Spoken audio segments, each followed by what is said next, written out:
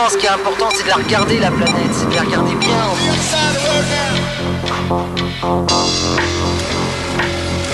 They lied to us. They knew what was going on all along.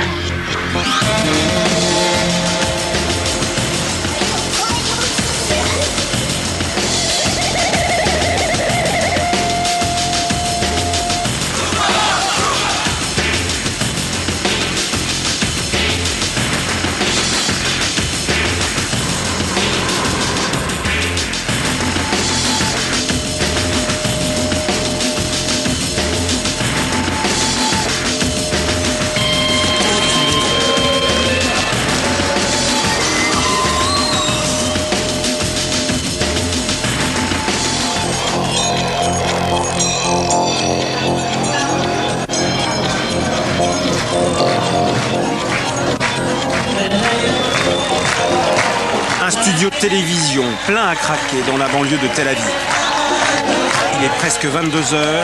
Dans quelques minutes va démarrer en direct le programme événement de la télévision israélienne.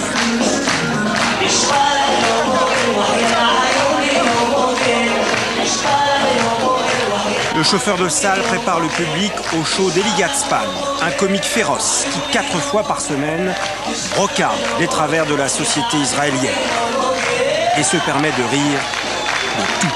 לא תמצאו זה בשום מקום אחר, רק בערוץ הקניות כאן בחוג'ה ברבון.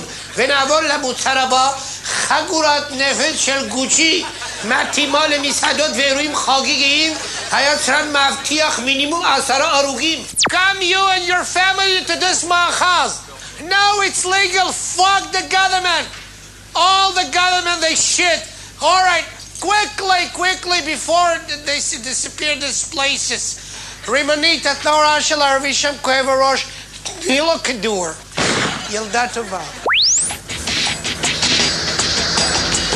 Bonsoir et bienvenue en Israël, un pays qui souffre notamment de son image à l'étranger. Mais comment parler d'Israël qu'on connaît surtout au travers de la guerre avec les Palestiniens? Quelle image donner de ce petit pays, grand comme la Bretagne?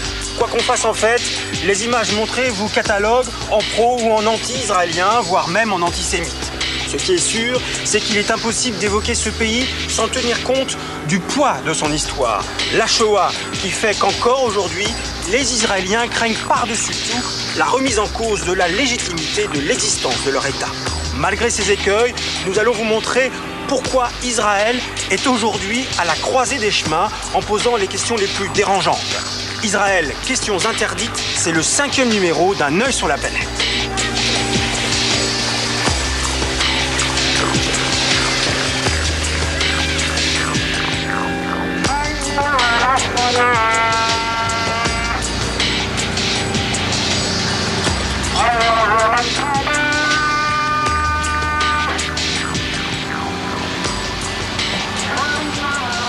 S'il existe bien un mot tabou aujourd'hui en Israël, c'est le mot de mur. Ici, on préfère parler de clôture de sécurité. Alors, c'est vrai dans certains endroits, mais dans ce faubourg de Jérusalem, il s'agit bien d'un mur comme vous pouvez le voir. Un mur qui divise la terre, qui sépare non seulement des Israéliens de Palestiniens, mais aussi des Palestiniens. Regardez par exemple ces boutiques. Elles sont pratiquement toutes condamnées, ce commerce vient de fermer et cette station-service devrait bientôt suivre.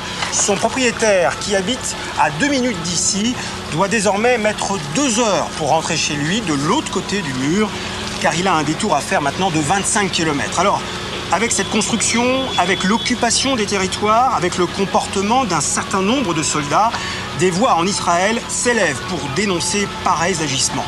Israël est-il en train de perdre son âme? Un reportage d'Agnès Varagnan.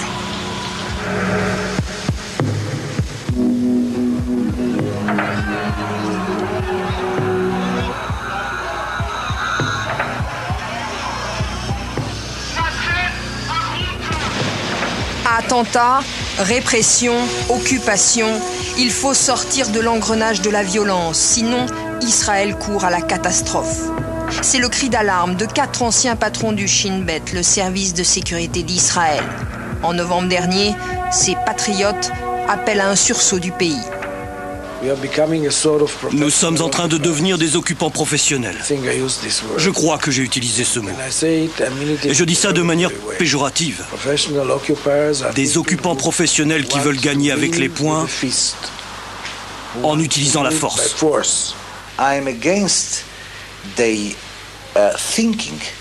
Je suis contre ceux qui pensent qu'en opprimant, en forçant, en tuant et en humiliant les Palestiniens, on les fera ramper vers la table de négociation.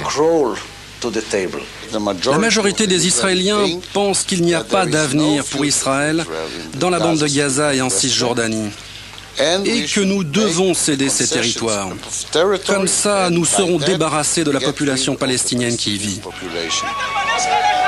Depuis le début de la seconde intifada, le terrorisme a coûté la vie à près de 900 personnes en Israël.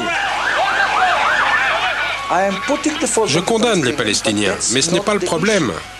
Le problème, c'est que doit faire Israël pour son propre avenir? Ce n'est pas de chercher à qui la faute. Les Palestiniens sont mauvais, méchants, meurtriers, tout ce que vous voulez. Je ne les défends pas, bien au contraire. Ils sont responsables de ce qui se passe ici. Mais le problème, ce n'est plus de savoir qui il faut accuser. La question, c'est que doit-on faire pour rendre notre vie meilleure et plus facile? Je ne crois pas que l'État d'Israël soit menacé par le terrorisme. Le terrorisme n'est pas une menace pour l'existence de l'État d'Israël.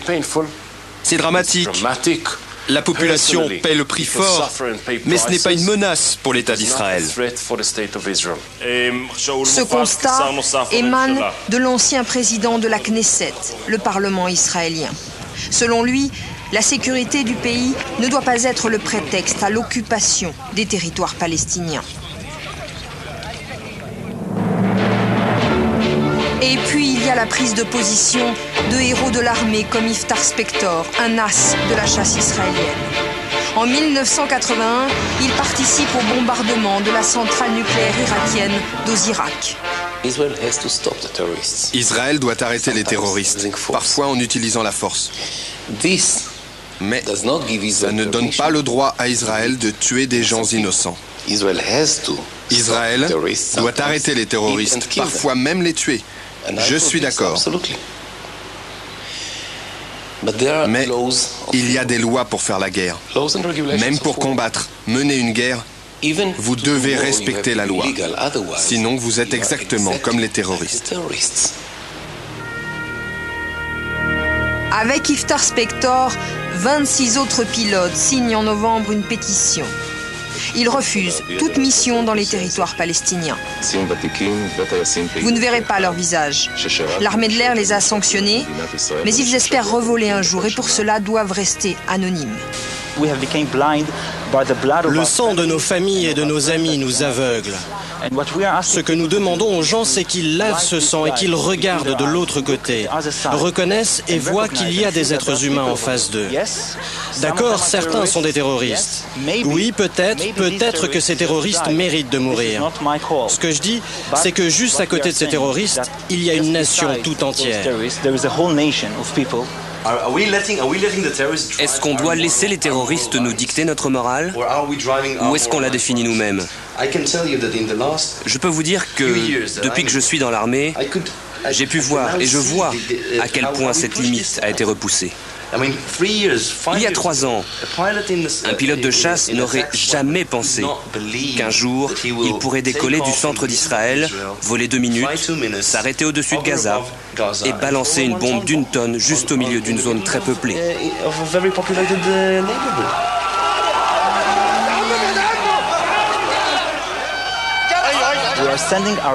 On envoie les meilleurs pour ce qu'on appelle parfois cyniquement une opération chirurgicale. Mais on fait ça à la hache.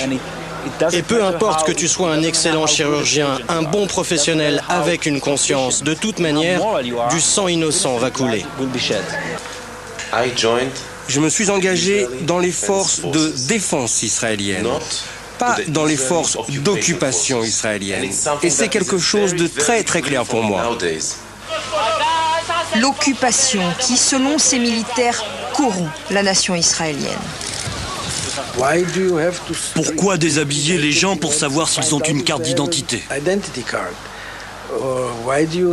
Pourquoi arrêter une ambulance où se trouve une femme en train d'accoucher? Ceci n'est pas humain. Nous avons le pouvoir d'être polis et on ne s'en sert pas. On se sert de notre pouvoir pour être impoli. Et ça n'a pas de sens pour moi.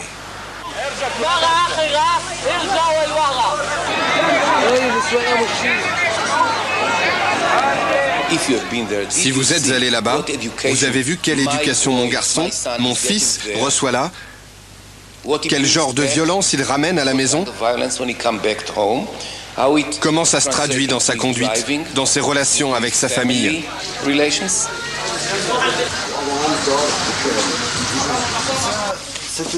Zeev Sternel est un historien connu, spécialiste de l'extrême droite française. Pour lui, le conflit actuel n'a plus rien à voir avec les premières guerres d'Israël. J'ai fait 4 guerres, je les ai faites contre des armées arabes, 3 fois contre les Égyptiens. Jamais nous n'avions affaire aux populations civiles.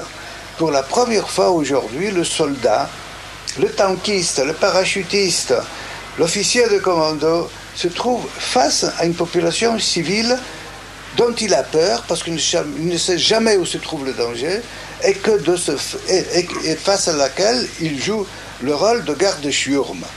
Et cela, le sionisme ne l'a jamais voulu. Le sionisme n'a jamais voulu transformer les Arabes palestiniens en habitants d'un grand camp de concentration, parce que c'est ce que la Cisjordanie en fait est devenue.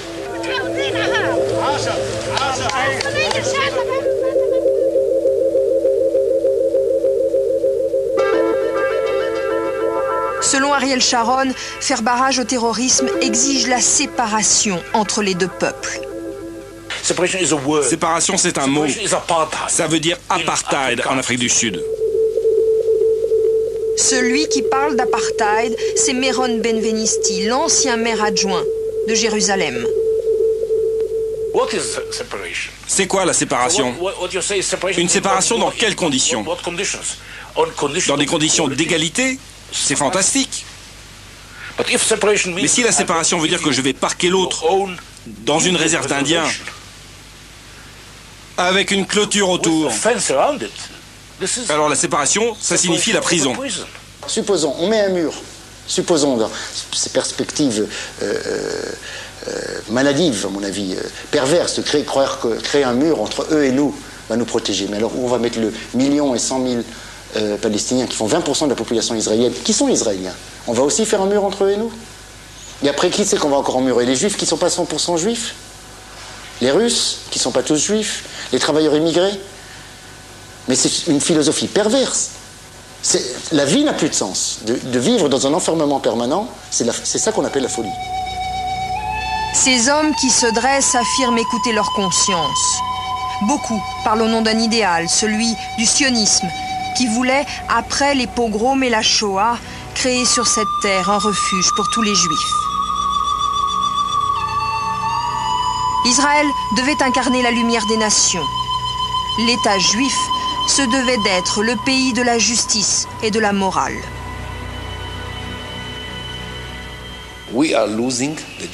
Nous perdons, jour après jour, ce qui faisait l'État juif.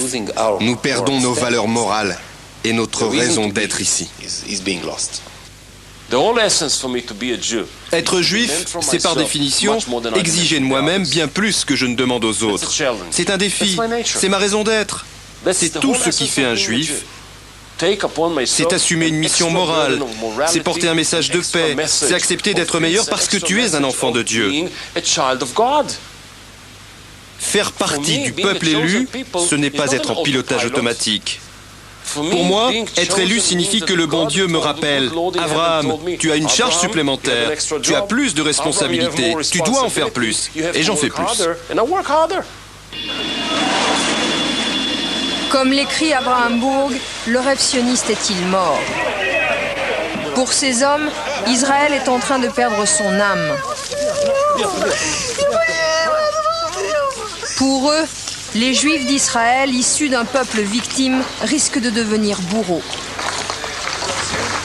56 ans après sa création, ce si jeune État, investi par ses fondateurs d'une mission si particulière, est devenu un État comme les autres, avec, lui aussi, des pages noires dans son histoire.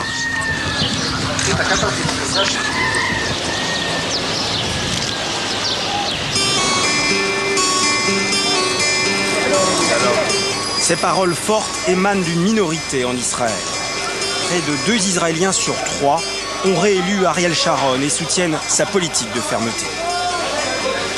Voilà ce qu'on entend au marché de Jérusalem à propos de ces hommes qui osent dénoncer cette politique.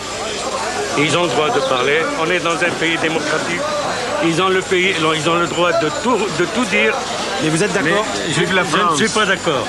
Qu'est-ce que vous pensez des refusniks, ceux qui refusent de faire leur service militaire dans les territoires? Il ne faut pas aller là-bas. D'abord, je pense qu'il faudrait les attraper et ensuite les punir très sévèrement. Les Juifs, ils n'ont jamais perdu la morale parce qu'ils ont la valeur d'avoir un pays. Le monde entier, il a tout, chacun sa maison. Nous, on n'a pas eu une maison. Mais maintenant, on a une maison. Mais y compris en construisant un mur, monsieur? On est obligé de le construire tout le temps. Ils sont en train de nous tuer. Qu'est-ce que vous voulez qu'on fasse d'autre? On ne peut rien faire d'autre. Il y a des gens qui viennent ici se faire exploser et après il n'y a plus personne, plus de clients pendant un mois. Ici, on a construit des cafés, mais ils viennent se faire sauter. Les gens ne sortent plus de chez eux.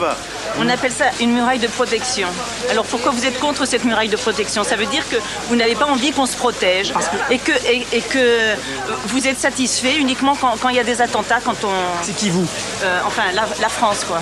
Est-ce que vous trouvez que quand on est étranger à Israël, on ne peut pas critiquer Israël? Oui, on a le droit de critiquer. Mais apparemment pas. Mais ça, c'est pas une chose critiquable. On a le droit de se protéger contre les terroristes. Mais couper des familles, comme à Abu Dis, où il y a un mur qui passe au milieu d'un village, par exemple, palestinien, ça vous semble normal? Non, ça passe pas au milieu. Ça passe pas au milieu d'un village. C'est eux qui ont empiété sur nous. C'est tout, mais de toute façon, même là où ils sont, c'est chez nous. Toutes ces réactions peuvent vous paraître excessives, mais elles sont la conséquence directe de la peur des attentats. Et si à Jérusalem les mots sont durs, eh bien à Tel Aviv, où nous nous trouvons, on est dans un monde complètement différent. Tel Aviv l'insouciante, Tel Aviv la dynamique, qui ressemble davantage à Nice ou à Los Angeles qu'à Jérusalem, pourtant distante de 75 km seulement. C'est aussi cette réalité-là qu'Israël aimerait projeter à l'étranger.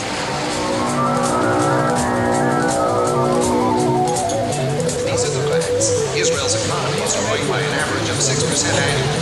Dynamic business activity has been spurred by the privatization of government-owned companies and a sophisticated capital market. It's a story you may not know. The story of Israel, modern, energized, and on the move.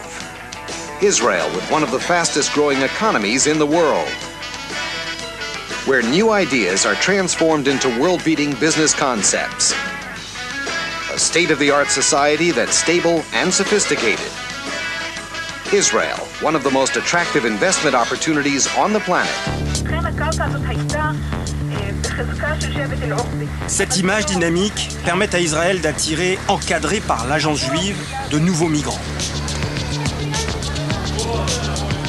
34 000 en 2002, près de 3 millions depuis la création de l'État en 1948.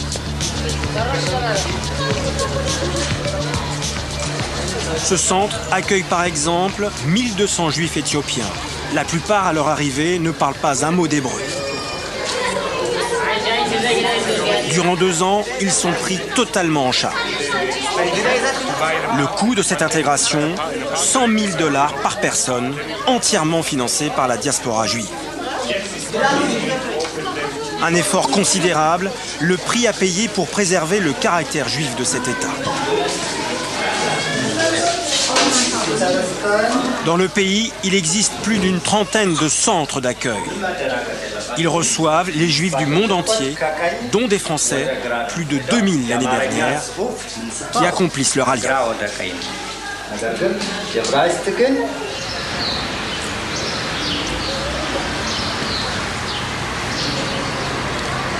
Il y a combien de nationalités ici? Ça dépend des jours, de manière générale jusqu'à 27. 27. 27. Il y a vraiment du monde entier, et ne serait-ce que d'Amérique du Sud, on a vraiment 6-7 pays qui arrivent. l'Argentine. Cuba, Pérou, Argentine, Uruguay, et Mexique. Vraiment, et qu'est-ce que vous leur proposez ici finalement? Alors, on leur donne le cocon les premiers mois. C'est-à-dire qu'ils ont la possibilité d'étudier l'hébreu, ils ont la possibilité que nous les aidions à trouver les écoles et les crèches pour les enfants. Et vous savez pourquoi la plupart viennent ici en fait?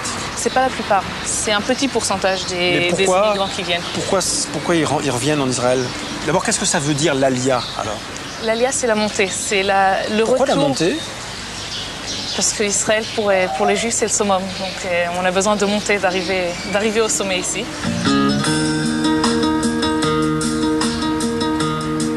Pourquoi les gens viennent? Pour chercher quelque chose qu'ils n'ont pas trouvé dans le pays dans lequel ils sont nés, pour revenir à une certaine source, pour se sentir chez soi.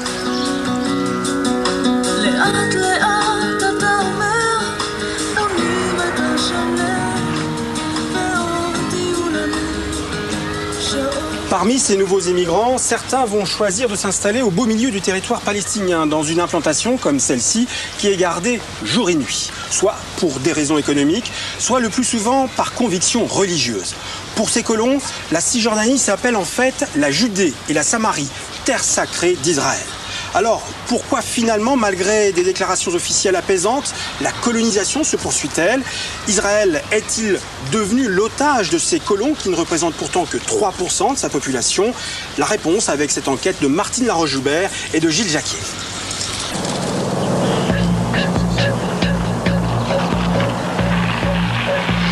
Bus blindé. Gilets pare-balles et casques pour les colons. Soldats sur le qui-vive, 3 militaires ont été tués la veille par une kamikaze sur un checkpoint voisin. Nous sommes au carrefour de tous les dangers. Un point de passage à l'entrée de la bande de Gaza. Ici, 7500 colons vivent au milieu d'1 200 000 Palestiniens. Ces implantations ont été créées il y a plus de 30 ans, après la guerre des 6 jours, pour des raisons dites stratégiques. La frontière égyptienne est à quelques kilomètres. Nous prenons le bus vers l'implantation de Netzarim. La route s'enfonce en terre palestinienne. Les colons n'aiment guère les médias, mais ils nous ont envoyé pour guide Dina, une jeune fille au visage d'ange. C'est très dur de voyager sur cette route. Presque chaque jour, on cherche à nous tuer, à mettre une bombe dans le bus, à lancer une roquette, à nous tirer dessus. C'est pas facile d'être ici. Un trajet d'une vingtaine de minutes. Nous arrivons à Netzarim, une enclave israélienne de quelques kilomètres carrés. Dès la grille franchie, des tirs. Ce n'est pas habituel. Ça arrive surtout pendant la nuit quand les terroristes essayent d'entrer ici. Mais ce matin, je ne sais pas ce qui arrive. Ça fait peur. Ce climat de guerre, un quotidien avec lequel ils ont appris à vivre. Comme tous les enfants, cela joue sur le chemin de l'école, mais les adultes, eux, marchent armés ou un livre de prière à la main. 60 familles à peine. Leur mission, servir de rempart, selon eux, en cas d'agression contre Israël.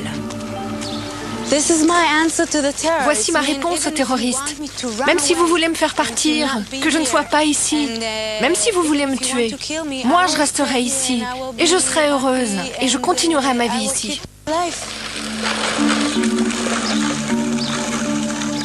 Une véritable foi dans son rôle qui fait tenir Dina. Un rôle qu'elle récite comme une leçon. Les bons sont d'un seul côté, le sien. À Gaza, ces scènes bibliques sont trompeuses. Palestiniens et colons vivent dans un face-à-face mortel. Les Israéliens ont construit des murs pour se protéger des tirs sur la route. Plus de 20 morts ici depuis le début de la seconde intifada. Jacques, d'origine française, nous amène à Kfar Darom, dans une usine plusieurs fois la cible d'attaques palestiniennes. Un contremaître proteste à notre arrivée. Non, je n'ai pas envie qu'il filme. Et puis que ça explose ici, la semaine prochaine. Ici, ils cultivent des salades d'un genre tout particulier. Ces salades n'ont pas d'insectes à l'intérieur et c'est une production surtout pour les religieux qui n'ont pas le droit de manger des légumes avec des insectes. La main-d'œuvre, autrefois des Palestiniens, aujourd'hui des Thaïlandais, question de sécurité. Jacques veille au versement de leur salaire à des milliers de kilomètres d'ici, plus difficile qu'avec les Palestiniens d'à côté. Les Thaïlandais, ça nous revient très très cher et ça ne nous convient pas. On préfère travailler avec les Palestiniens. Un Thaïlandais nous revient 3 fois, 4 fois le prix d'un Palestinien. Mais vous n'avez pas le choix. On n'a pas le choix. Jacques, arrivé en Israël il y a 20 ans, a fondé sa famille ici, dans une des colonies de Gush Katif. 7 enfants, une mentalité de pionnier. Il a suivi les incitations du gouvernement de l'époque qui l'a poussé à s'installer dans la bande de Gaza. Alors aujourd'hui, comme hier, il respectera d'éventuelles instructions. S'il y avait un ordre du gouvernement comme quoi vous devriez évacuer, vous partiriez? Absolument. Absolument, tout le peuple. Il y a une certaine limite. C'est pas de nous mettre à la porte du pays d'Israël, mais... Il y en a qui disent qu'ils ne partiraient à aucun prix. Il y a toujours un prix à payer. Il y a toujours un prix à payer, mais le prix, c'est la paix. Partir comme Jacques ou rester comme Dina. Du comportement des colons dépend en partie une solution pacifique au Proche-Orient. À 2 heures de là, la Cisjordanie. De nombreux Israéliens vivent dans ces colonies parce que c'est moins cher. Loyers attractifs et avantages sociaux. Certains accepteraient de partir en échange de compensations financières, mais sur 230 000 colons, plus du tiers vit dans de véritables villes autour de Jérusalem, comme ici, Ma'ale Adumim. Des villes que les Israéliens ne considèrent plus comme des colonies, elles sont déjà annexées de fait. L'avenir de la paix se joue ailleurs, là où idéologie et religion se confondent, comme à Hébron avec ses 500 colons. Ils ont quasiment vidé le cœur d'une ville de 120 000 Palestiniens. Vous parlez quelquefois avec des Palestiniens comme eux? Dans le passé, oui. Aujourd'hui, c'est très rare. C'est très difficile, vous savez, quand vous menez une guerre, vous devez être très prudent pour ne pas coopérer avec l'ennemi. L'ennemi, c'est le Palestinien. Alors on promène bébé, M16 en bandoulière. Une image difficile à assumer.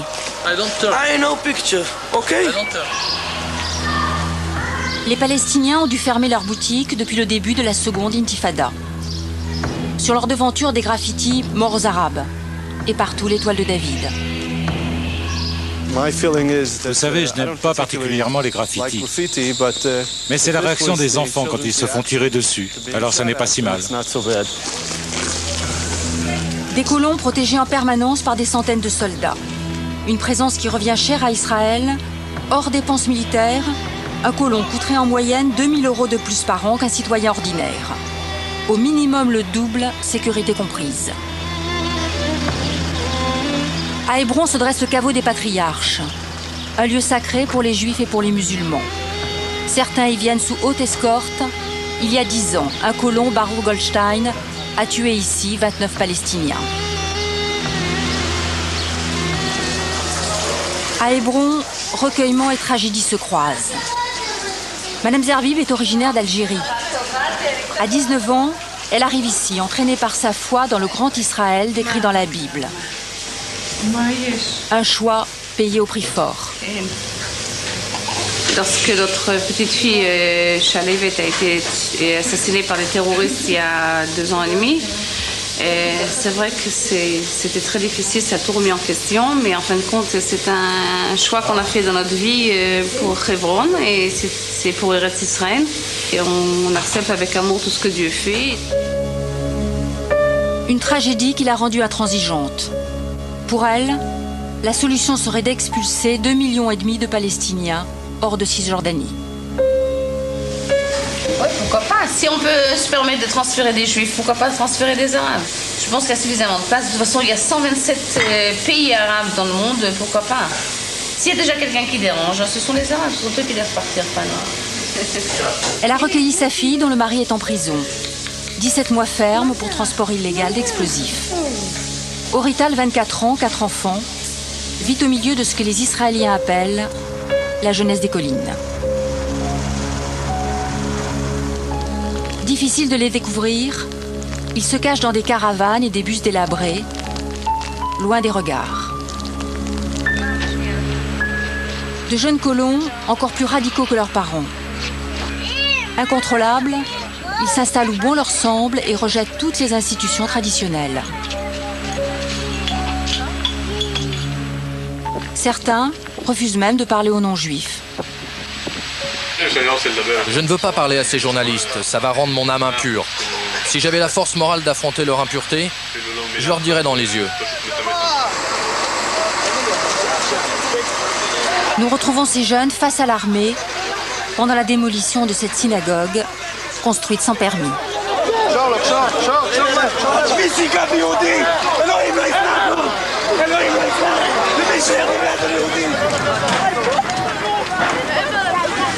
Dieu va se venger sur tous ceux qui détruisent cette synagogue. Le chauffeur de ce bulldozer sera maudit.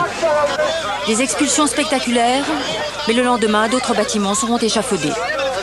Ces images servent peut-être à calmer l'administration américaine qui demande l'évacuation des colonies illégales à Ariel Sharon.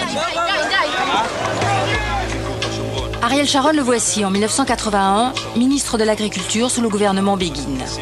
Le planificateur d'une colonisation qui sert, selon lui, à protéger l'État d'Israël. Ici, en Samarie, nous concentrerons nos efforts sur ces implantations. Depuis 30 ans, tous les gouvernements, de droite comme de gauche, ont créé des colonies, malgré les résolutions des Nations Unies, malgré les accords d'Oslo. 5 janvier 2004, Ariel Sharon devant le congrès de son parti, le Likoud. Lorsqu'il y aura un accord permanent, nous allons devoir renoncer à une partie des implantations juives.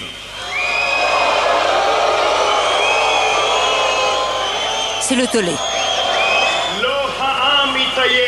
Alors Ariel Sharon joue-t-il un double jeu?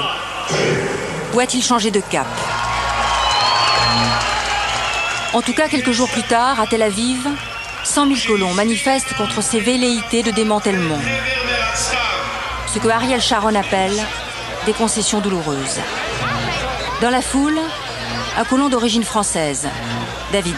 Ça me réjouit parce que si on regarde un petit peu la moyenne d'âge, on voit qu'on a affaire à des très jeunes. C'est la future génération, ça c'est le futur Israël. Et je crois que quand on a affaire à une jeunesse comme ça, eh ben on aura beaucoup de mal à penser un jour à déplacer, à démanteler tous ces jeunes qui sont venus par idéalisme. À la tribune, 4 ministres du gouvernement Sharon. Plus nous accepterons de concessions, plus nous nous affaiblirons. Et on nous accusera toujours d'empêcher la paix. Prends exemple sur ces braves colons, Ariel Sharon. La terreur ne passera pas. La terreur ne nous vaincra pas.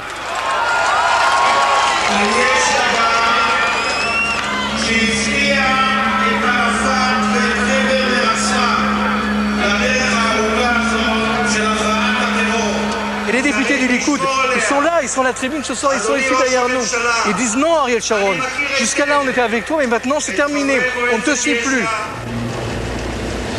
Nous accompagnons David Shapira vers la colonie où il habite, en suivant un itinéraire spécialement conçu pour les colons. Des routes comme celle-ci, qui contournent les localités palestiniennes et relient les implantations. Elles quadrillent la Cisjordanie et compliquent la circulation des Palestiniens. D'après les colons, une nécessité. Si j'ose m'aventurer à l'intérieur d'un territoire arabe, territoire palestinien, j'aurais toutes les chances de me faire lyncher Et donc, nous ne devons plus emprunter les mêmes routes que les Arabes. Shalom.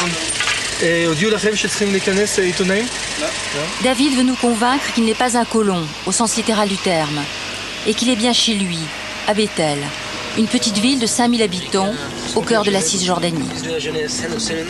Alors il nous entraîne, accompagné d'un responsable de la mairie, vers ces vestiges archéologiques.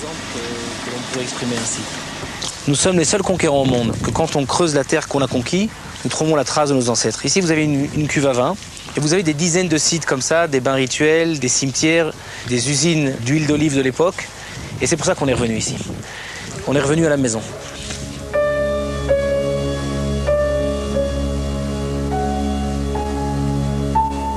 Le nom de Bethel est inscrit selon eux dans la Bible. Alors qu'importent les lois des hommes. Même l'air inspire la sainteté ici. L'air, simplement, le sol, tout. Nos ancêtres ont vécu ici, je vois pas pourquoi. C'est bien avant que les Arabes soient là. Palestiniens, etc., peu importe comment on peut les appeler. Si pour des raisons de paix, on vous demande de partir? Ça, c'est sûr que si le gouvernement demande de partir, on partira, tant pis. Mais ce sera pour revenir encore plus, avec plus de force un peu plus tard. Une conviction imperméable à toute contradiction. David diffuse cette bonne parole sur Internet. Quant à l'avenir politique des Palestiniens, il se montre très réservé. Je vois quelque chose qui ressemblerait à un État, ce que j'appellerais État minus, c'est-à-dire un genre de fédération autonome qui pourrait s'autogérer dans les affaires civiles. Pour cet État minus, pas d'armée, un territoire morcelé et des pouvoirs limités. Les Palestiniens peuvent-ils l'accepter? Adversaire des colons, Dror Etkes, chef d'équipe de l'observatoire de l'organisation israélienne La Paix Maintenant. Chaque semaine, il prend l'avion et surveille les avancées de la colonisation. Nous sommes maintenant à Tel Aviv, et puis nous allons voler autour d'Hébron. Vous voyez toutes ces colonies.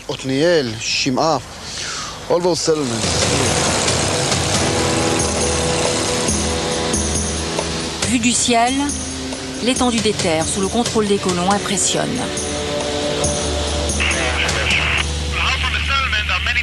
Il y a de nombreuses routes qui partent des colonies.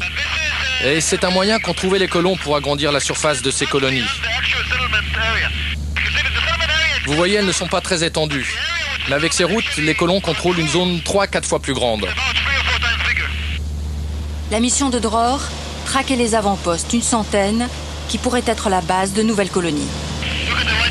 Vous voyez là à droite ces containers blancs? Vous voyez là, à côté de la route? C'est une manière évidente d'agrandir les colonies. Je vais aller au ministère de la Défense avec la photo et je vais leur dire, espèce d'enfoiré, regardez ce que vous laissez faire. Vous voyez là cet avant-poste? Le gouvernement a annoncé qu'ils allaient le démanteler la semaine dernière. Depuis, rien n'est arrivé. Migron, l'avant-poste le plus important en Cisjordanie. Un avant-poste s'installe comme ça. On pose des antennes téléphones au sommet d'une colline, un gardien s'installe, puis sa famille, des proches. C'est illégal, mais en quelques semaines, une petite colonie voit le jour. Pour la protéger des chiens d'attaque. Ils sont, paraît-il, très efficaces. Mais cet avant-poste est-il vraiment illégal? En tout cas, ce sont des employés des services publics qui viennent poser l'électricité.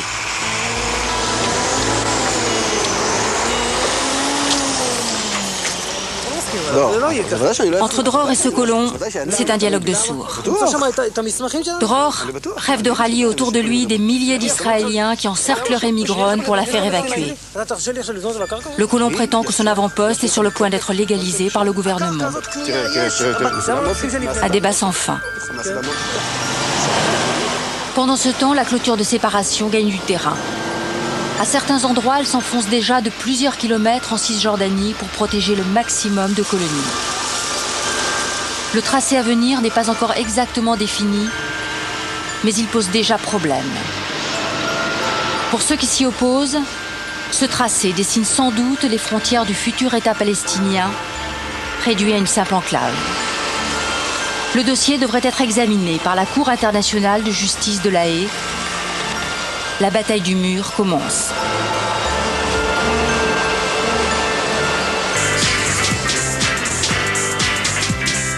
Le sort des implantations est un enjeu crucial en Israël. Coup de bluff ou pas, Ariel Sharon a déclaré qu'à terme, selon lui, il n'y aurait plus d'implantation juive à Gaza, aux grandes dames des colons. Emmanuel Navon est membre du Likoud, le parti d'Ariel Sharon.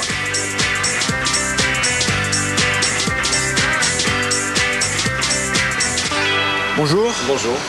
Alors, quelle solution pour ces colons? Est-ce que Israël n'est pas quelque part l'otage aujourd'hui de cette population qui est très minoritaire quand même? D'abord, je crois que le problème, le terme lui-même de colon est, je dirais, insultant. Puisque dire qu'un juif qui habite dans sa patrie historique est un colon est une aberration historique.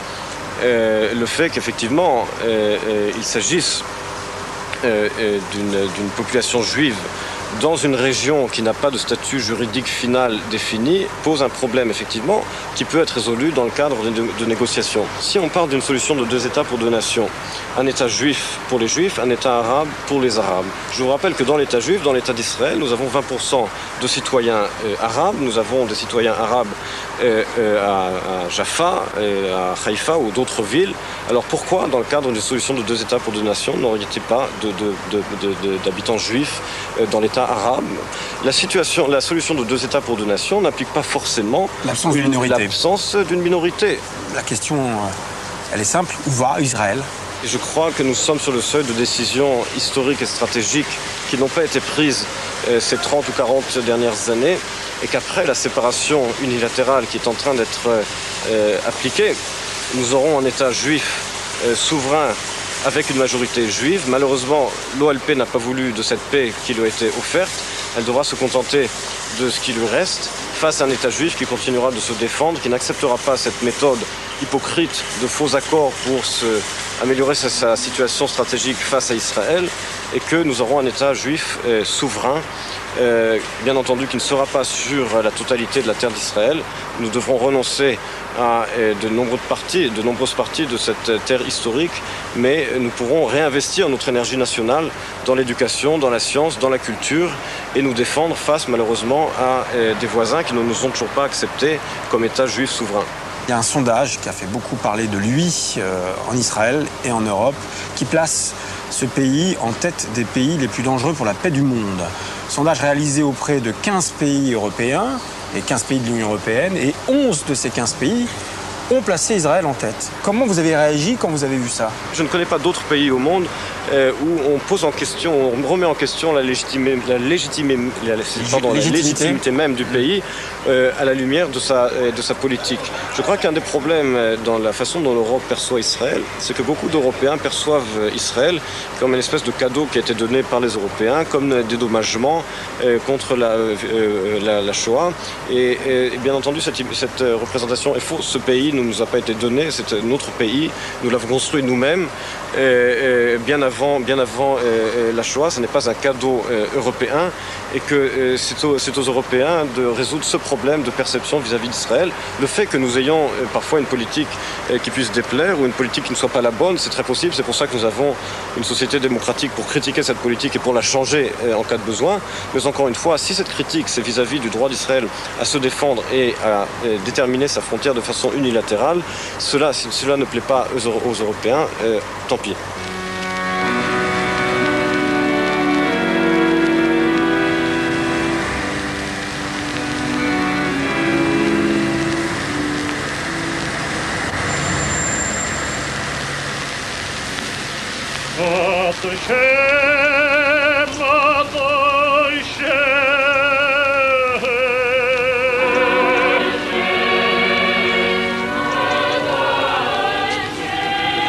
Ce pays, un homme l'a rêvé. Theodor Herzl, qui est enterré ici, est l'un des pères fondateurs du sionisme.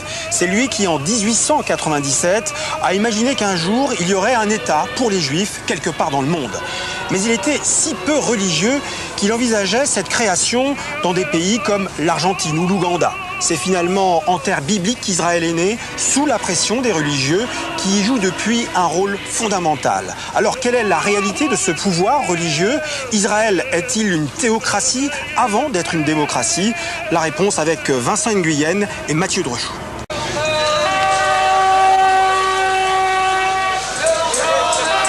Au marché de Jérusalem, chaque vendredi, c'est la même histoire. Venant d'un autre âge, quand arrive le soir, ils sortent de nulle part. Ici, on les appelle les Haredim, les craignants Dieu. Ils sont pressés, et à coups de corne, ils pressent les autres. Dans quelques minutes, ce sera Shabbat, jour du repos. Vendre et acheter sera interdit. Conduire un véhicule, manipuler quoi que ce soit d'électrique, interdit. Dieu en a voulu ainsi. Tant que les commerçants n'auront pas éteint les lumières et fermé boutique, la toque de fourrure leur sifflera dans les oreilles. Dans ce marché, comme dans tout le pays, les juifs ultra-religieux sont minoritaires. Les marchands se moquent un peu d'eux, mais au bout du compte, ils obtempèrent. Pur folklore ou vrai symbole? Quand peu après, une sirène annonce officiellement le début de Shabbat, ce ne sont pas les orthodoxes qui interdisent aux voitures de traverser leur quartier, mais la police de Jérusalem. Shabbat Shalom. La ville sainte observe un silence pieux et Israël s'interroge sur la place de la religion dans sa démocratie.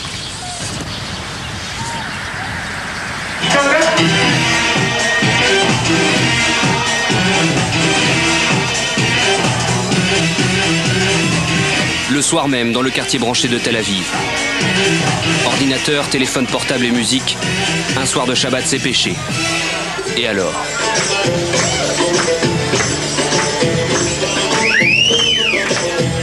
Ici on fait la fête.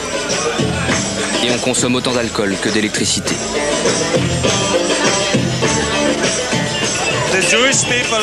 En Israël, il y a deux sortes de juifs. Ceux qui sont religieux et ceux qui ne le sont pas. Je ne le suis pas, alors je sors. Je respecte ma religion et je l'aime. Mais je veux qu'on me laisse vivre comme je l'entends. Cette jeunesse-là ne s'identifie pas par sa religion, mais par son pays. Juifs ou israéliens, tous font une distinction. Votre identité, c'est quoi? Israélienne d'abord, et juive ensuite. Israélien. Israélienne.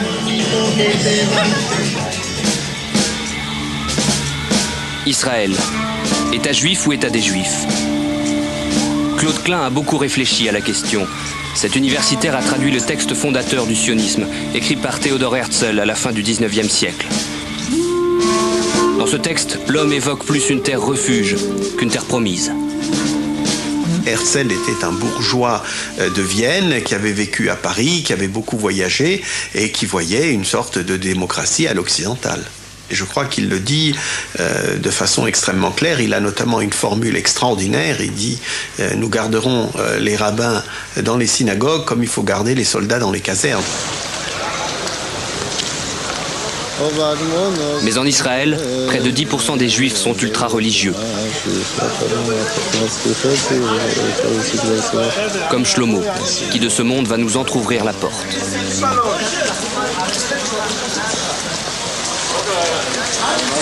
Il habite Mea Shearim à Jérusalem. Autour de ce quartier vivent des dizaines de communautés orthodoxes. Elles ont des règles et des codes vestimentaires distincts, mais le néophyte n'y voit que du noir. Vivre en Israël pour les Haredim, c'est d'abord un paradoxe. Pour eux, seule l'arrivée du Messie aurait justifié la création d'un État hébreu. Mais ils habitent quand même en Terre Sainte, parce que c'est un des préceptes divins qu'ils doivent observer. Il y en a 613 en tout, 248 obligations et 365 interdits règlent leur vie. Ici, on regarde le visiteur de travers et on en exige une tenue correcte, surtout pour les dames. Pas de décolleté, pas de manches courtes, pas de jupe courte, pas de pantalon et pas d'habits trop moulants. Pourquoi? Parce qu'ici l'éducation c'est... On essaye de... pas de cacher, mais on essaye de protéger les enfants de tout ce qui est pros, tous les problèmes de ce monde, etc. Donc ils veulent pas que ça rentre dans leur... comme ils disent, c'est notre quartier et c'est notre mode de vie, il faut pas déranger. Les hommes en noir n'aiment pas être filmés. Ils n'aiment pas la télé, d'ailleurs ils ne l'ont pas. Trop moderne et décadente. L'affichage reste pour eux le meilleur moyen d'information. Le cinéma est muré depuis longtemps. Les Haredim vivent en autarcie culturelle. Ils ont même leur propre ligne de bus. Les femmes à l'arrière et les hommes devant.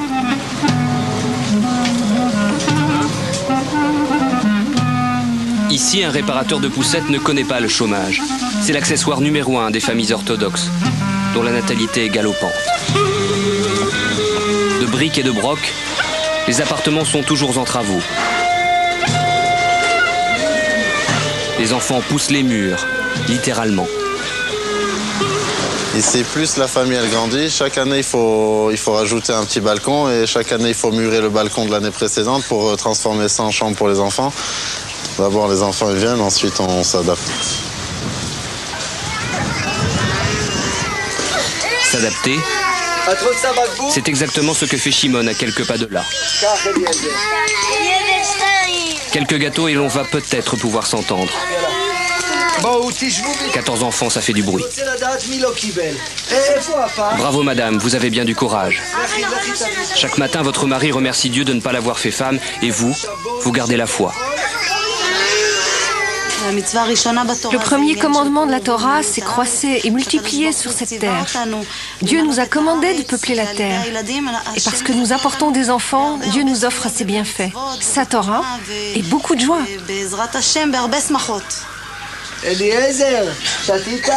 Eliezer est le petit dernier et il le restera. Le rabbin, unique décideur en matière de contraception, a autorisé ses parents à souffler un peu. On a voulu depuis longtemps arrêter, mais bon, Baruch Hashem, ils sont là et on les fait grandir, on est content avec eux et c'est toute notre joie, c'est toute notre vie. Ici, l'idéal féminin est d'élever une famille nombreuse et celui de l'orthodoxe mâle, d'étudier la religion. Les fils de Shimon se pencheront sur la Torah et le Talmud toute leur vie, comme papa. Ils passeront des heures dans les yeshivas, ces écoles talmudiques. Là-bas, en se balançant pour se concentrer, on apprend. Et on échange ses interprétations.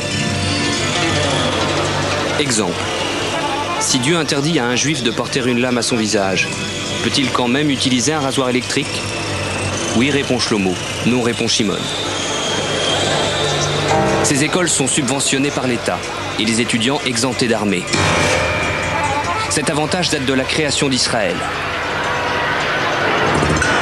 Ben Gourion, le premier dirigeant du pays, avait alors établi un pacte avec les religieux qu'on appelle le statu quo. Pour que les hommes en noir laissent se construire un État dont ils ne voulaient pas, Ben Gourion a fait des concessions. Israël, par exemple, n'aura pas de constitution, à la demande des religieux pour qui seule la Torah fait loi, même s'ils n'ont pas manqué plus tard de s'engager en politique. Au début, ils étaient peu nombreux à la Knesset, et leur présence était plutôt symbolique. Mais par la suite, quand le paysage politique s'est vraiment dessiné avec une droite et une gauche, les partis religieux ont grandi et ont augmenté leur pouvoir en s'imposant comme la seule force capable de faire pencher la balance d'un côté ou de l'autre. Voilà pourquoi un parti ultra-religieux comme le Chasse fut de presque toutes les coalitions jusqu'à l'année dernière. Voilà pourquoi les étudiants orthodoxes ne font toujours pas le service militaire, même si de 400 du temps de Ben Gourion, ils sont maintenant 60 000. Faire l'armée en Israël, ça veut dire donner au minimum 2 ans de sa vie pour les filles, 3 ans pour les garçons, risquer sa peau pour son pays. Et les laïcs là-dessus ont un profond sentiment d'injustice.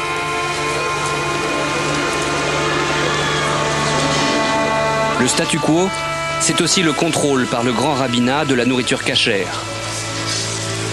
Dans les cantines des administrations, un rabbin veillera toujours à ce que les fonctionnaires ne mélangent pas viande et laitage.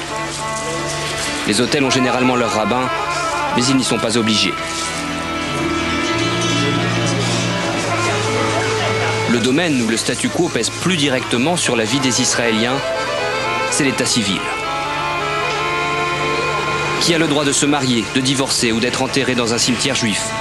Ce sont les tribunaux rabbiniques qui décident, avec le Talmud en guise de code civil. Et s'il y a un doute sur la judaïté d'une personne, ce rabbin n'autorisera pas son mariage au nom de la survie du peuple juif. Le seul petit peuple qui a survécu depuis 3000 ans, alors que de grandes civilisations ont disparu, c'est le peuple juif. Et c'est la Torah qui l'a préservé.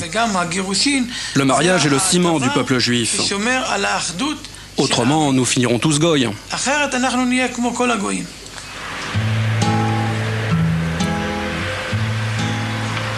Certains sont interdits de mariage parce qu'ils ne sont pas assez juifs, d'autres parce qu'ils le sont trop. C'est le cas d'Alon Cohen et sa compagne Sima. Cohen était il y a 3000 ans le gardien du temple de Jérusalem et les religieux ont vis-à-vis de sa descendance certaines exigences, comme par exemple ne pas épouser une femme veuve ou divorcée. Sima est divorcée, mais Alon Cohen est fou d'elle et s'est mis en tête de l'épouser. Face au refus du rabbin, le couple a envisagé toutes les solutions. Je pouvais essayer de prouver que mon premier mariage n'avait pas été célébré par des bons juifs. Aux yeux des religieux, je n'aurais donc jamais été vraiment mariée et donc pas divorcée. Mais ce n'était pas le cas. Alors, on m'a dit, peut-être que tu peux prouver que ta mère a été violée. Et que donc, ton vrai père n'est peut-être pas un Cohen. J'ai dit, mais vous êtes fou? Mon père est mon père et ma mère est ma mère. Mauvaise idée. D'autant qu'une autre loi juive interdit aux enfants adultérins de se marier pendant 10 générations. Alors Alon et Sima se sont passés du rabbin. Ils ont fait une belle fête entre amis. Et ils se sont mariés quand même. Enfin, pas tout à fait. Comme le mariage civil n'existe pas, ils ont signé ensemble un contrat devant une avocate.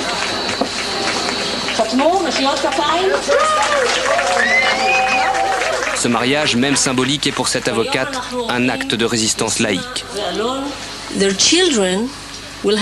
Les enfants Cohen auront les mêmes difficultés. Donc on ne résout pas le problème. Et tant que l'État d'Israël n'aura pas adopté le principe du mariage civil, le nombre de problèmes de ce genre va s'accroître. Et à la fin, je pense que le système ne conviendra qu'à une petite minorité. Irit Rosenblum a commencé il y a 2 ans en mariant un couple d'immigrés russes dont les rabbins ne voulaient pas reconnaître la judaïté. Son organisation, Nouvelle Famille, a célébré l'année dernière le vrai faux mariage de 400 couples en Israël. Et ça ne plaît pas à tout le monde. J'ai beaucoup de pression, mais pas trop agressive. Les religieux attaquent plutôt en justice. Ils enquêtent et essayent de chercher la petite bête dans nos affaires. Mais jusqu'à présent, ça va. On survit. On continue le combat encore et encore. Et je crois qu'on va gagner. Parce que chaque année, nous avons de plus en plus de gens qui s'adressent à nous. De plus en plus de couples choisissent aussi de prendre le large. Grâce à des agences spécialisées, ils vont se marier civilement à Chypre, puis régularisent leur union à leur retour. Fuir son pays pour échapper au rabbin, malaise. Que veut dire statu quo dans une société moderne en pleine évolution? Sa population change. 1 million d'immigrants russes moins pratiquants viennent d'arriver. Des restaurants ouvrent pendant Shabbat. Et l'on trouve même des charcuteries pour vendre du porc, le moins cachère des aliments. Quand les religieux passent devant, ils font comme ça. Des fois, ça les rend dingues. Alors ils mettent de la colle dans la serrure. Ils veulent qu'on ferme. On a l'habitude de se chamailler avec eux, mais ça va. Lui ne se chamaille pas avec les orthodoxes, il les combat. Tommy Lapide, l'ultralibéral, est devenu le porte-parole de la bourgeoisie laïque. Avec son parti, le Chinouille, il voulait l'année dernière remplacer les religieux dans l'échiquier politique. Il a réussi. À l'annonce du résultat des élections, il annonce sans complexe « Nous allons changer le visage de la société israélienne ». Le résultat, c'est que Lapide a été très fort, puisqu'il est venu chez Sharon en disant « Voilà, moi j'entre dans ton gouvernement, mais sans les ultra-orthodoxes ».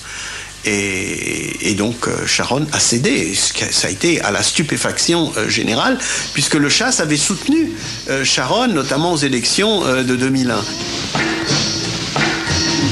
Le Chasse, parti ultra-orthodoxe, est donc écarté. Lapide devient ministre de la Justice et son ami Avraham Porras prend le ministère de l'Intérieur, jusqu'alors bastion des religieux. Le programme est libéral et sans concession avec les hommes en noir. Nous devrions mettre ces gens au travail. Nous devrions les convaincre de faire moins d'enfants. Et ils devraient faire partie de nos forces armées. Car nous sommes malheureusement dans une situation où nous avons besoin de l'armée.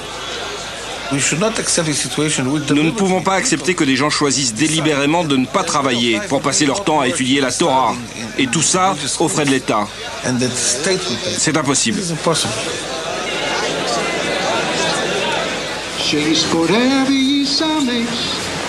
Dans les rues piétonnes de Jérusalem, des religieux font la manche et confirment.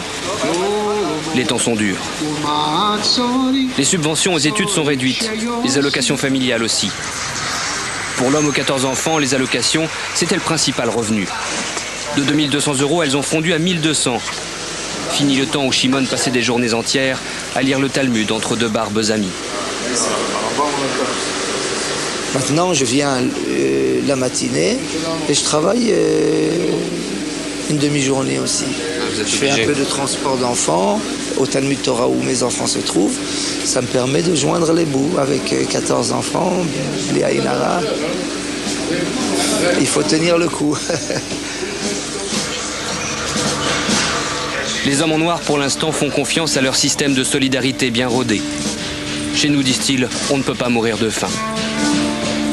Ils font le dos rond en attendant que l'orage passe, car il passera, c'est sûr. La presse orthodoxe en est persuadée. Le gouvernement ne pourra pas s'attaquer longtemps aux acquis des religieux. Ben Gurion a tout fait pour qu'il y ait un statu quo qui soit instauré. Aujourd'hui, on le remet en question et l'argument que nous opposons à cela avec beaucoup de force, c'est que c'est de l'inconscience, c'est une inconscience totale. Ça amènerait à une catastrophe rapide entre nous et vraiment à la dissolution d'un État. La minorité orthodoxe a déjà montré qu'elle peut se mobiliser. En 99, pour manifester contre une Cour suprême jugée trop laïque, une marée noire avait submergé Jérusalem. Mais au fond, religieux et laïcs le savent. Entre leurs deux communautés, le divorce total est impossible. Question d'identité. Le seul ciment qu'il y ait dans cet État juif, c'est finalement ce qui se passe dans sa culture et dans son identité profonde. S'il n'y a plus de culture, s'il n'y a plus d'identité profonde, il n'y a pas de raison même d'être ici, hein. Il ne faut pas se faire d'illusions. Donc, tout ce qu'on peut espérer de la démocratie israélienne, c'est qu'elle tende vers un peu plus de laïcité, dans la société comme en politique. Mais en aucun cas, on ne peut envisager que l'État hébreu devienne un jour aussi laïque que la France ou les États-Unis.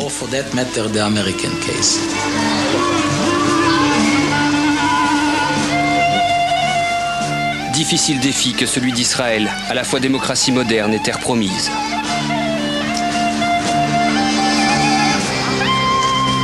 Les deux traits qui, sur le drapeau israélien, encadrent l'étoile de David, sont les rayures d'un châle de prière.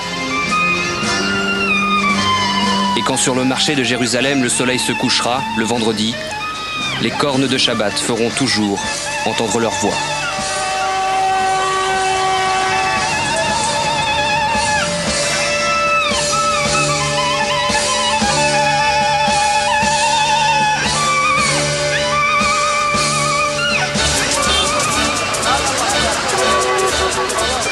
מתקיים היום מסחר לרגל חג מקומי.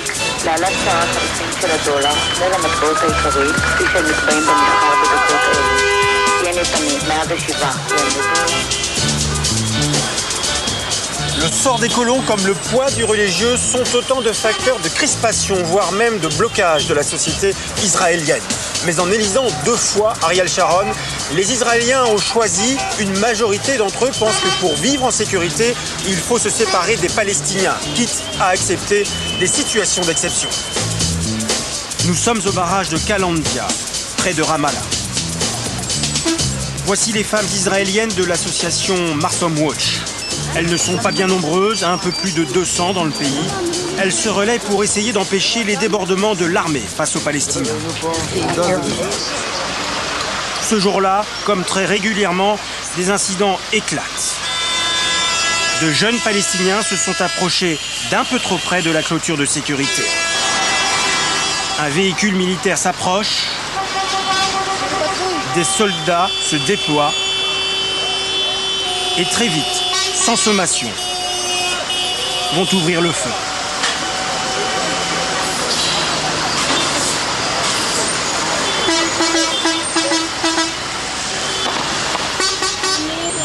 Balles en caoutchouc ou balles réelles, on ne sait pas.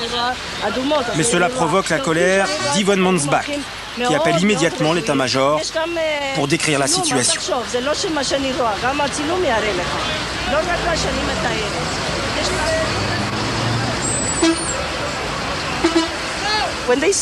Quand ils ont vu les enfants se rassembler et grimper sur la colline, les soldats ont dit « Maintenant, on va passer un bon moment ». Ils m'ont dit ça. Et ensuite, ils ont couru jusqu'à la clôture, ils sont postés là et ont tiré directement sur les gamins. 3 gamins sont morts comme ça, à cet endroit. J'ai appelé le porte-parole de l'armée, je lui ai raconté ce qui se passait. Il m'a dit « Est-ce que les gamins s'en sont pris à la clôture ?» J'ai répondu « Un coup de pied dans la clôture, est-ce que ça justifie qu'on leur tire dessus ?» Il a dit non, je veux savoir ce que vous avez vu. S'ils ont tapé dans la clôture. C'est quoi votre sentiment? Je suis très en colère. Très en colère qu'ils agissent comme ça. Bien sûr, c'est une situation impossible pour les Israéliens. C'est terrible. L'occupation, la façon dont on domine le moindre aspect de la vie de ces gens, c'est vraiment dur pour moi de voir ça. Et ça me déprime vraiment. D'abord, on détruit leur vie et notre société n'en souffre pas, comme une société fasciste. Vous voyez, ils continuent de tirer. Le soldat avance vers la clôture, il tire et ça lui fait plaisir. Mais vous savez que la plupart des gens en Israël aujourd'hui sont d'accord avec ça. Ils ne remettent pas en cause la politique du gouvernement. Et petit à petit, leur mentalité évolue. Par exemple, l'officier m'a dit « Est-ce qu'ils s'en sont pris à la clôture ?» Les gens commencent à penser que toucher à la clôture est un crime passible de la peine de mort. Ils ne remettent pas en cause l'absurdité, l'immoralité de tout ça.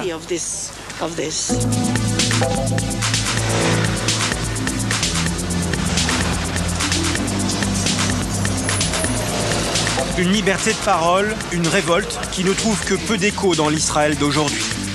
Cet incident est tellement commun qu'il ne fera pas l'objet d'une ligne dans la presse israélienne. Nous sommes dans les locaux d'Haaretz, l'un des grands quotidiens du pays, qui relate sans complaisance le conflit avec les Palestiniens et ses conséquences. Plus de 3 ans d'intifada qui pèsent moralement sur la société israélienne, mais aussi économiquement. Nous avons rendez-vous avec Daniel Ben-Simon, un homme plutôt à gauche, un des grands éditorialistes du journal Haaretz.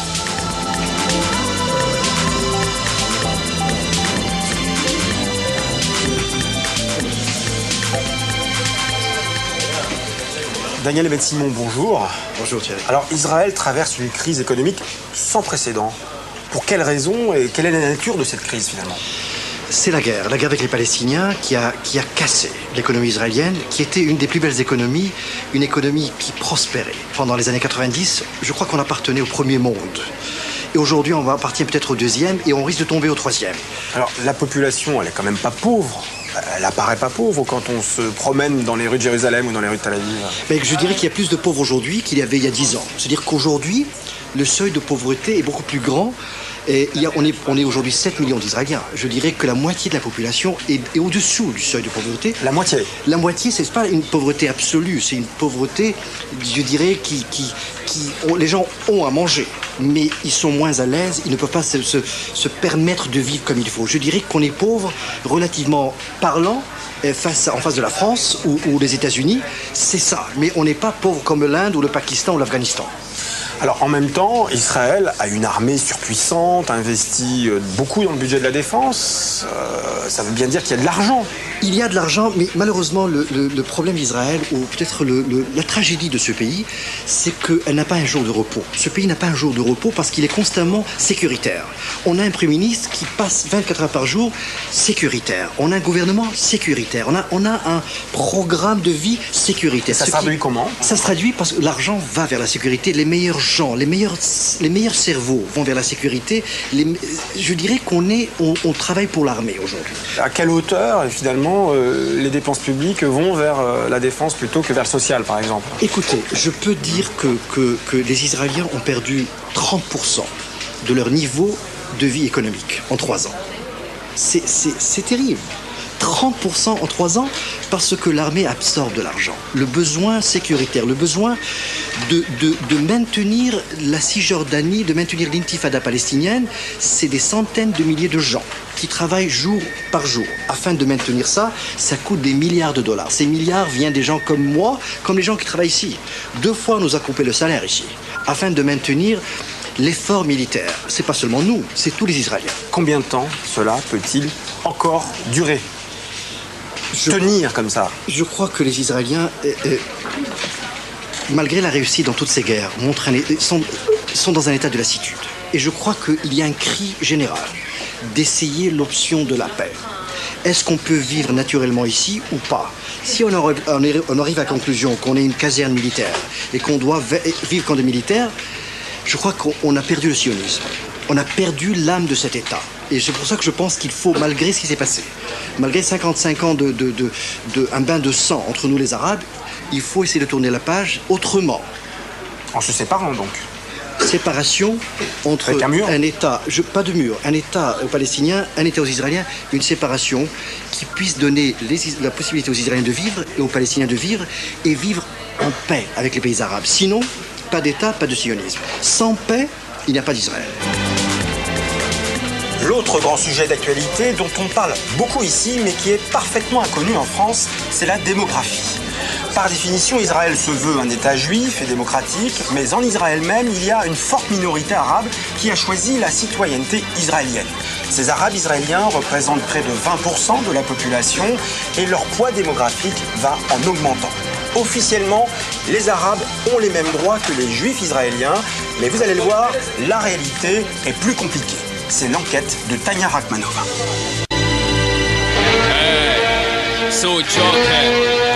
Il s'appelle Adel, Faour, Jamal, Fadi, Doua, Tamer.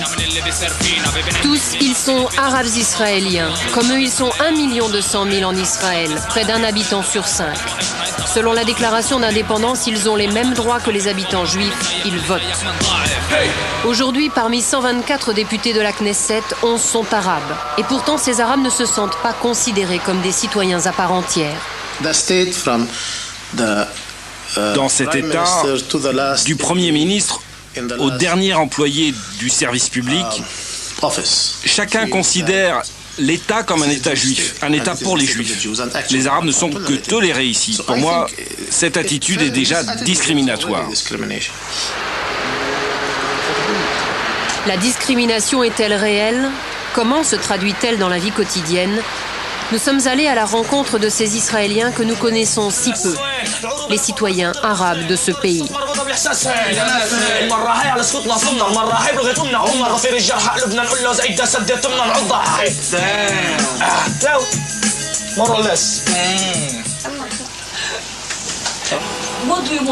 Qu'est-ce que vous voulez dire dans vos chansons? C'est avant tout des chansons pour crier notre colère. Quand vous êtes chez quelqu'un, vous ne pouvez pas faire ce que vous voulez. Mais moi, je ne peux pas faire ce que je veux chez moi, dans mon propre pays, ma propre maison. Ces garçons font partie du groupe rap Dam. Ils chantent la révolte des jeunes arabes d'Israël qui n'acceptent plus d'être les citoyens de deuxième classe. Leur source d'inspiration, Malcolm X, le rap noir américain et le groupe français IAM. Après les expulsions de 1948, ma famille a été envoyée ici. Il voulait que mon grand-père parte vers la Jordanie, mais quelque chose n'a pas marché, je ne sais pas quoi. Il est resté ici. Il fait partie de ceux qui ont eu de la chance dans ce cauchemar. Il a pu rester ici. Et toi, tu voudrais partir en Palestine? Non, je suis né ici, je veux rester ici. J'espère que mes enfants naîtront ici. Je veux même mourir ici, mais pas tout de suite. Je resterai ici où mes parents sont nés, et je resterai arabe. حياة امتحان واللي بامتحنك معطيك امتحان اللي زيه ولا مرة كان واحنا بنسقط بننزل بننادي بعض وين يا وردة قد ما بندبل. 1948, c'est pour les Arabes de Palestine la Nakba, la catastrophe. L'État d'Israël qui proclame son indépendance est un État pour les Juifs. Ses dirigeants veulent la terre, mais pas ses habitants. Les Arabes fuient par peur des massacres ou sont chassés par l'armée israélienne. Presque 800 000 Palestiniens quittent leur pays pour la Jordanie, le Liban, l'Égypte ou la Syrie. Ils ne sont que 150 000 à rester à l'intérieur du nouvel État. Jusqu'en 1965, ils vivront sous un gouvernorat militaire qui surveillera et limitera leurs déplacements. Mais ils ont la citoyenneté avec une mention supplémentaire. Arabe. Musulman et libre. Ce vieillard habite Araba Naïm, un village qui ne figure sur aucune carte officielle car il n'est pas reconnu par l'État d'Israël. En 1965, ces Arabes ont vu l'armée confisquer leur village pour en faire un champ de tir. Ces paysans ont refusé d'abandonner la terre de leurs ancêtres. Ils ont monté ces baraquements à côté du nouveau terrain militaire. Ils y sont toujours. 700 habitants de ce village, tous citoyens d'Israël, vivent ici sans route, sans électricité et sans eau courante.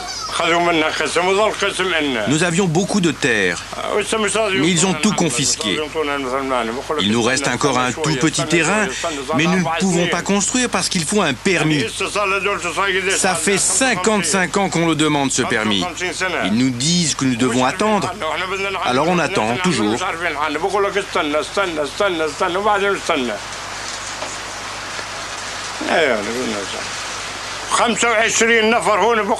Nous sommes 25 dans la famille.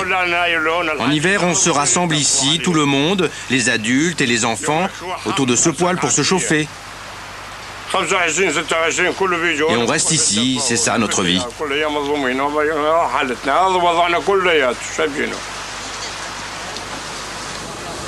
En Israël, aucun village juif ne connaît de telles conditions de vie.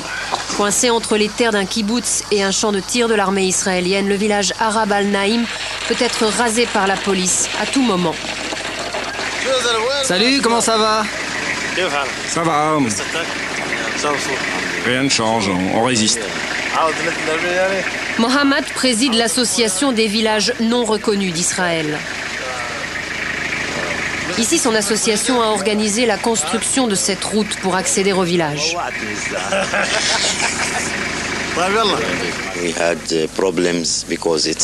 Nous avons eu beaucoup de problèmes ici parce que cette route est illégale. Ce sont les gens eux-mêmes, notre association, nos hommes politiques, qui se sont organisés pour construire cette route. Elle est illégale, mais les autorités ont laissé faire. Le combat de Mohamed est de faire reconnaître par l'État les 55 villages arabes illégaux qui abritent aujourd'hui au minimum 70 000 habitants. Les Arabes d'Israël ne vivent pas tous dans des bidonvilles. La plupart d'entre eux ont des maisons confortables et un niveau de vie bien supérieur à celui des Palestiniens ou même des Arabes des pays voisins. Mais leur problème principal reste la terre. En Israël, 93% de la terre appartient à l'État. Ici, on ne la distribue qu'aux Juifs et presque jamais aux Arabes. L'histoire d'Adel illustre bien cette inégalité. Infirmier à l'hôpital, Adel gagne bien sa vie. Sa famille, comme beaucoup d'autres, est bien intégrée dans la société israélienne. C'est d'ailleurs en hébreu qu'Adel a choisi de nous raconter son histoire. J'ai vécu une longue période dans le secteur juif, pas loin de Tel Aviv. Il y avait beaucoup de juifs dans la région et on voyait le progrès de leur qualité de vie, avec une bonne éducation, de bonnes écoles, au village ou en ville.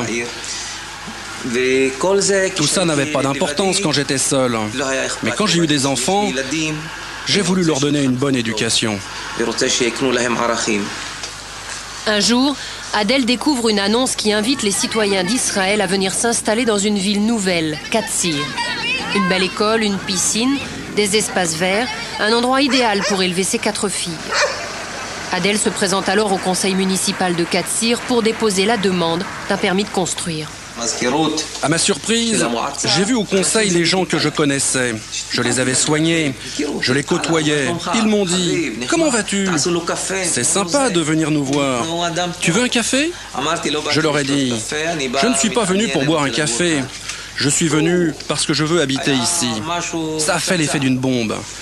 Ils se sont concertés entre eux et ils m'ont dit « Tu es sympa, on t'aime bien, on ne veut pas t'embêter, mais tu perds ton temps ici. On va appeler un chat un chat. Ici, on n'accepte pas les Arabes. » Adel refuse de se résigner. Il est le premier Arabe à avoir osé porter plainte pour discrimination raciale. 7 années de bataille juridique. En 2002, la Haute Cour israélienne rend son verdict. Adel Kaadan, citoyen d'Israël, peut acheter une concession à Katsir. 2 ans plus tard, Adel n'a toujours pas de permis de construire. Le conseil municipal de Katsir, sous divers prétextes, refuse de lui vendre un terrain. Adel continue de venir à Katsir. C'est ici qu'il veut construire sa maison. Il est bien décidé à continuer de se battre pour réaliser son rêve.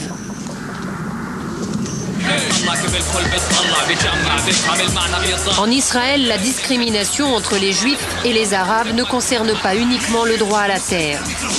Le devoir sacré d'un citoyen de ce pays est de défendre sa patrie. Comme ici à Tel Aviv, on voit des soldats partout. Le service militaire est obligatoire pour les Juifs, garçons et filles, mais pas pour les Arabes. L'armée forge des amitiés à vie, elle ouvre aussi le droit aux prêts immobiliers très avantageux, aux bourses d'études. C'est aussi un critère de sélection pour l'accès au travail.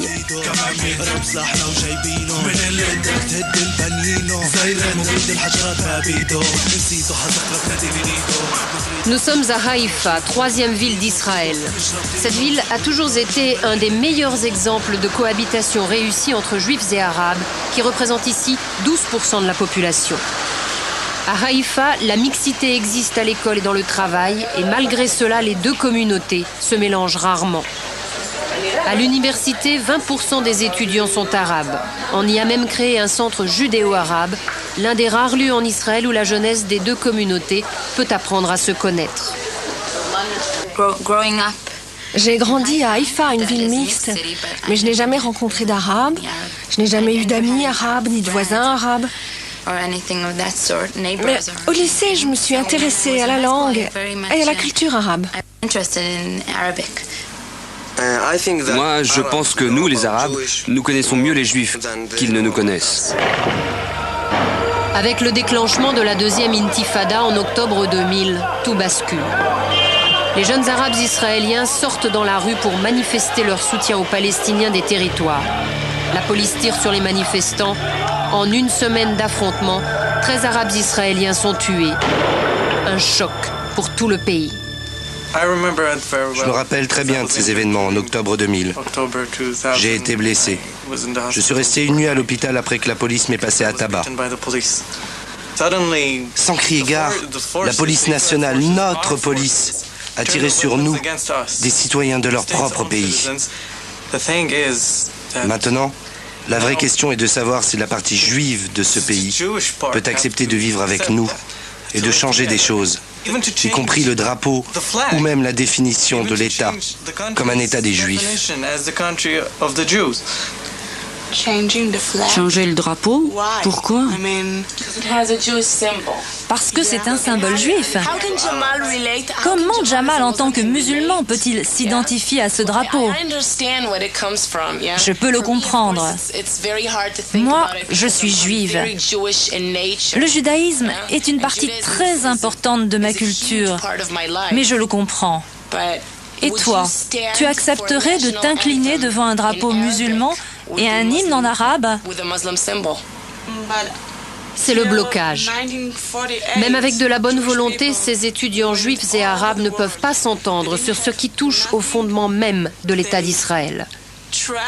Comment concilier la définition d'un État juif et démocratique avec l'émergence d'une communauté arabe toujours plus importante?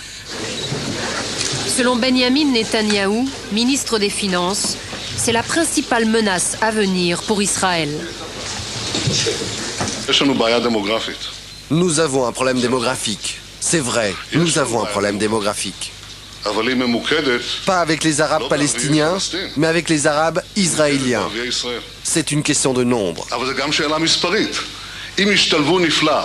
S'ils s'intègrent bien, mais qu'ils arrivent à être 35, voire 40% de la population, alors il n'y a plus d'État juif.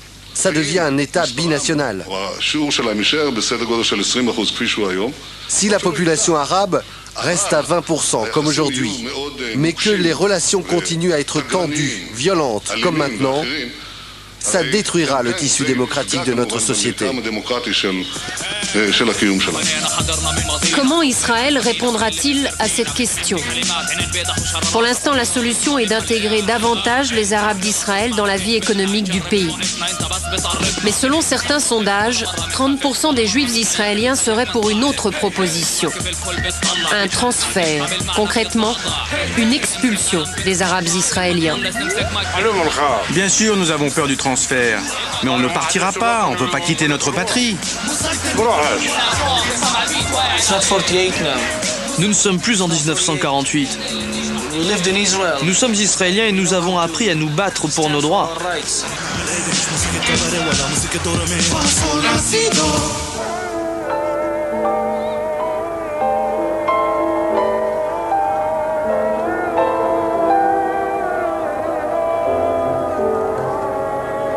L'idée de l'expulsion des Arabes israéliens paraît pour la majorité du pays irréalisable.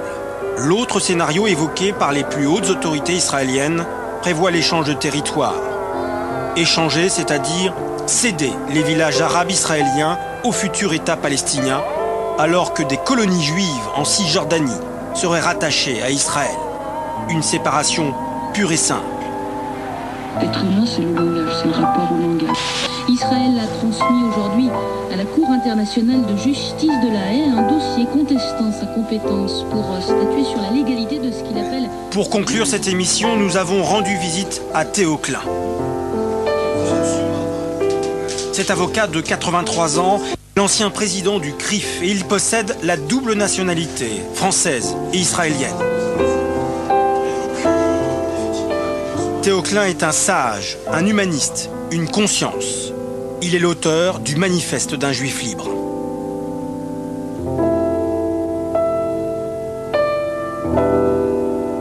Théo Klein, bonsoir. Bonsoir. Alors moi, pour commencer cette interview, j'ai envie de vous poser une question toute simple. Où va Israël aujourd'hui? Où va Israël aujourd'hui? Oui, c'est une question qui est très simple dans son apparence et très compliquée pour la réponse à donner. Je crois qu'Israël, aujourd'hui, est interpellé par les événements, est interpellé par Genève, les accords de Genève, est interpellé par l'incapacité d'aboutir à quelque chose d'autre que le renouvellement permanent de la violence. Et comme vous le savez, les attentats ne s'arrêtent pas et les représailles ne s'arrêtent pas. Et tout cela ne peut aboutir qu'à des désastres mutuels, d'ailleurs, parce que je crois que c'est aussi désastreux pour les Palestiniens que pour les Israéliens. Que pensez-vous de ceux qui disent aujourd'hui qu'Israël est en train de vivre, de traverser une crise morale? C'est votre avis? Je crois qu'Israël traverse une crise qu'on pourrait considérer comme existentielle. C'est-à-dire qu'Israël est à la recherche de sa propre définition. Vous voyez bien que le problème des frontières, c'est le problème de la définition d'Israël. Est-ce qu'Israël veut être un État démocratique à majorité juive ? Et à ce moment-là, il faut qu'Israël se contente du territoire sur lequel elle est assurée de cette majorité. Ou bien est-ce qu'Israël veut reconstituer un royaume biblique sur les frontières du Jourdain, de la Méditerranée, de l'Égypte et du Liban? Le Grand Israël. Auquel cas, le Grand Israël, c'est l'État binational. Pourquoi ne pas définir ces frontières, finalement? Oui, non, mais votre question est parfaitement pertinente. Mais il faut constater que jamais aucun gouvernement israélien n'a défini les frontières d'Israël. Aucun. À aucun moment. À cause de Non, c'est un peuple qui se construit et qui a du mal à se construire. Mais cette crise existentielle dont vous parlez, finalement, la majorité des Israéliens n'en a pas conscience. Je pense que les Israéliens, aujourd'hui, la masse des Israéliens, elle est complètement bloquée par les attentats. On ne peut pas se rendre compte à quel point ces attentats bloquent la situation en Israël. Parce que ces attentats renforcent l'idée que l'on a fait pénétrer dans l'esprit des Israéliens que les Palestiniens veulent nous chasser. L'idée même des Palestiniens pouvant aujourd'hui chasser les Israéliens de leur territoire est une idée absurde. Quand on connaît les forces en présence. Bah oui, mais Israël est une superpuissance. Mais pourquoi toujours avoir sentiment de victime? C'est dans la population, et ça c'est tout de même l'héritage de plus de 2000 ans. Où les Juifs étaient les victimes. Vous savez, quand on a joué le rôle de victime pendant des siècles, on sort difficilement de ce rôle-là. On a tout de suite l'impression que ça y est, ça recommence. Est-ce que ça passe, je dirais dire, pour qu'Israël arrive à maturité, en tout cas que sa population arrive à maturité, est-ce que ça passe par, entre guillemets, une mise au pas des colons? Ça passe d'abord par de l'intelligence, et ça passe ensuite par le respect. C'est-à-dire, en fait? C'est-à-dire, si moi, Israélien, je veux avoir un État, il faut que j'accepte que le Palestinien est un État. Et comme nous sommes sur la même terre, il faut qu'on trouve une formule. Et la formule passe par deux États. Alors, est-ce que c'est deux États ou deux souverainetés? On peut discuter sur les mots. Les Juifs veulent vivre majoritaire sur un territoire. On en a assez d'être toujours minoritaire, de se sentir toujours les obligés des autres ou être considérés comme ennemis par les autres. On veut avoir un endroit où on est chez nous et où on est tranquille. Nous devons accorder exactement la même chose aux Palestiniens. Et à partir du moment où on fixe ce principe-là, alors on peut parler de frontières, on peut parler de limites de souveraineté. Pourquoi ? Parce qu'il est clair que la population israélienne, elle se trouve regroupée là, et que la population palestinienne se retrouve regroupée de l'autre côté. Et donc, si on admet le principe du respect des deux et de la souveraineté des deux, le tracé de la frontière, il se fait presque spontanément. Je crois qu'il faut essayer d'avoir des idées simples, mais des idées claires et des idées équilibrées. Je ne peux pas réclamer pour moi ce que je n'accorde pas à l'autre. En dehors de vous et de quelques voix, encore une fois, israéliennes, on a un peu l'impression qu'Israël reste un sujet tabou.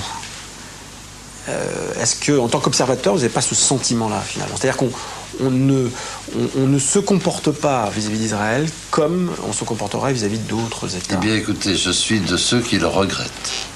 Moi, je pense qu'on a le droit de critiquer tous ceux qui sont critiquables. Et il faut essayer de critiquer les gens à bon escient, avec des raisons sérieuses. Mais il n'y a pas de tabou qui doivent exister. Et le tabou qui existe est une réaction de quelqu'un qui, peut-être, ne se sent pas tout à fait à l'aise avec lui-même sur ce sujet.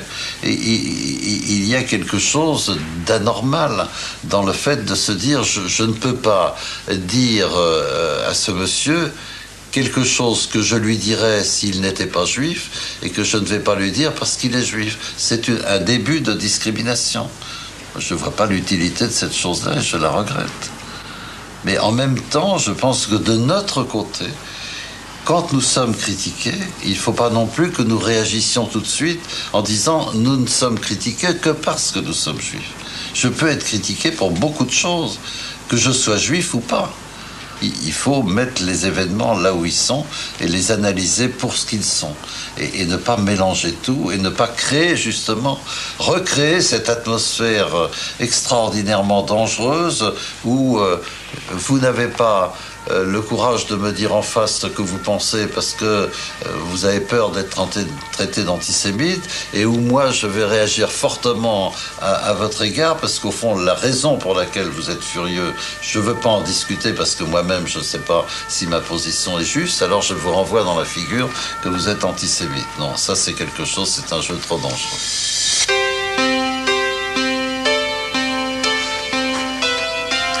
C'est la fin de cette émission au cours de laquelle nous avons tenté de comprendre Israël et sa politique. Israël, une société à la croisée des chemins qui se cherche et qui va devoir, vous l'avez compris, faire des choix historiques. Pour plus d'informations, rendez-vous sur le site france2.fr. Bonsoir, à très bientôt. En exclusivité pour RCJ, chanson pour Israël.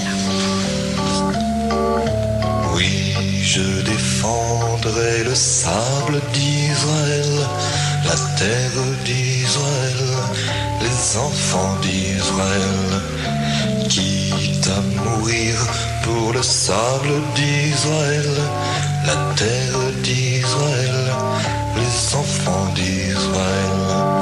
Je défendrai contre tout ennemi le sable et la terre qui m'étaient promis. Je défendrai le sable d'Israël, les villes d'Israël, le pays d'Israël. Quitte à mourir pour le sable d'Israël,